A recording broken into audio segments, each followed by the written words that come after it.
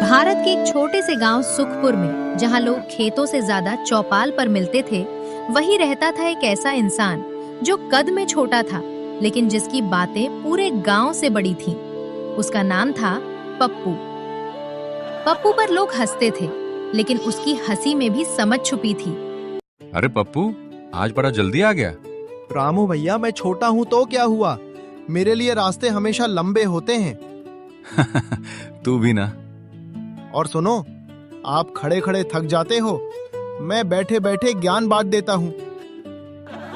पप्पू पर लोग हंसते थे, लेकिन उसकी हंसी में भी समझ छुपी थी। तभी वहां पर गांव के सरपंच जी गांव का दौरा करने के लिए निकले और चलते चलते गांव के चौपाल तक पहुंचे। सब लोग सुनो, सरकार की योजना आई है, जो काबिल होगा वही आगे आएगा।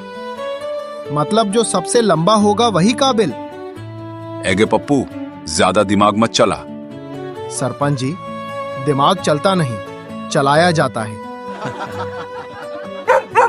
सरपंच जी, कुएं का पानी सूख रहा है। अरे छोड़ो ये सब, पहले मेरा भाषण होने दो। भाषण से अगर पानी आता तो गांव डूब चुका होता। हंसी रुक गई, सच सामने था।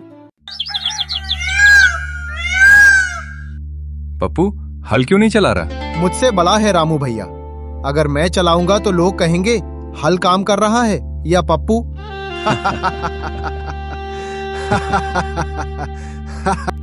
एक दिन पप्पू बीमार पड़ गया। चौपाल सूनी थी, गांव चुप था। आज समझ आया, जिसे मजाक समझते थे वही हमारी आवाज था। वे सभी लोग पप्पू के घर की तरफ चल पड़े और वहां पर पहुंचकर सभी लोगों ने देखा कि पप्पू की तबीयत बहुत ज्यादा खराब हो चुकी है। क्या हुआ पप्पू? आखिर तुम्हारी तबीयत कैसे खराब हो गई थी? कुछ नहीं सरपंच जी, थोड़ी सर्दी लग गई है। पर सरपंच जी, आपसे यह कहता हूँ कि मैं छोटा हूँ, लेकिन चाहता हूँ मेरा गांव बड़ा बने।